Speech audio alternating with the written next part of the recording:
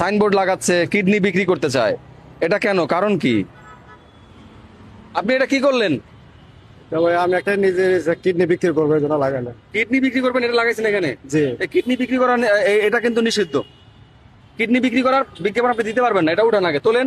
আপনি তবে কিডনি বিক্রি, আমি আমার সমস্যা, আমার ফ্যামিলিগত সমস্যার কারণে আমি লাগাইছি। আচ্ছা আপনি কিডনি বিক্রি করতে চান কেন, আপনার কি সমস্যা আমরা শুনবো।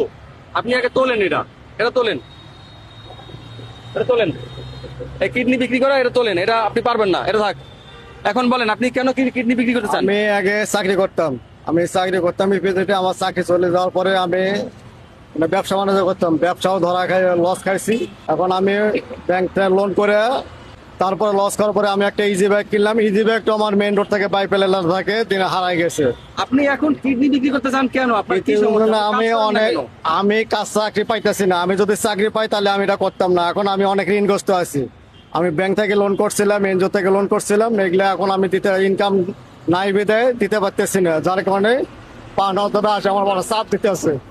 এই চাপ দেওয়ার কারণে আমি আজকে কিডনি বিক্রি করার জন্য আসছি।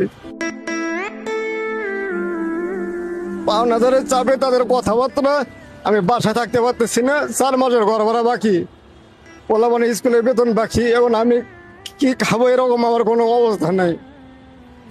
আমি যদি একটা চাকরি পাইতাম তাহলে তো এত সমস্যা হতো না। আমি অনেক জায়গায় চাকরির জন্য করছি, বলছে যে বয়স নাই। আপনার বাসায় পরিবারের কারোর ফোন দেন তো, কথা কথা বলি, একটু ফোন দেন। একটু ওনার পরিবারের সাথে কথা বলবো আমরা। উনি কিডনি বিক্রি করতে আসছে এখানে, এই রাস্তায় রাস্তায় বিজ্ঞাপন লাগাচ্ছে, এটা তো নিষিদ্ধ সরকারিভাবে। তো ওনার কি সমস্যা উনি তো বললো, তারপর ওনার পরিবারের সাথে কথা বলে আমরা নিশ্চিত হবো যে আসলে ওনার কি সমস্যা। দেন আমার কাছে, দেন আমার কাছে দেন। এই যে ওনার পরিবারে আমরা ফোন দিলাম।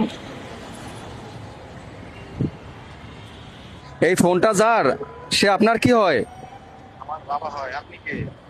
আপনার বাবা? আমি ওনার পাশেই আছি। উনি উনি যে ঢাকায় রাস্তায় রাস্তায় সাইনবোর্ড লাগাচ্ছে, কিডনি বিক্রি করতে চায়, এটা কেন, কারণ কি? কারণ সে যে ঋণগ্রস্ত এর জন্য টাকা পায় তার।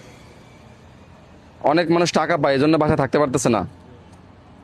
এই কারণে। আর তাছাড়াও যারা টাকা পায় তারা অনেক প্রেশার দিতেছে, বিভিন্ন রকমের কথা বলতেছে। আচ্ছা বাসায় অশান্তি।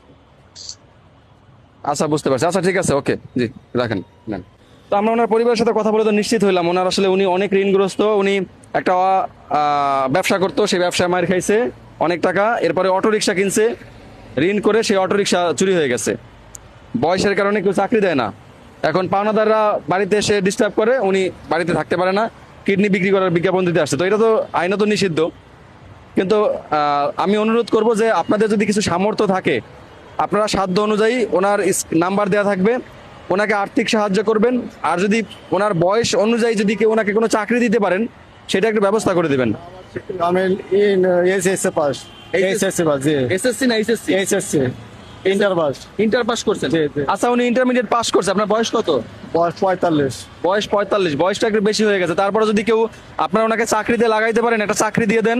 তা না হলে ওনার সাময়িকভাবে যে উনি এই যে কিডনি বিক্রি করতে চায়, একটা কিডনি চলে গেলে উনি বা বাঁচবে কিভাবে?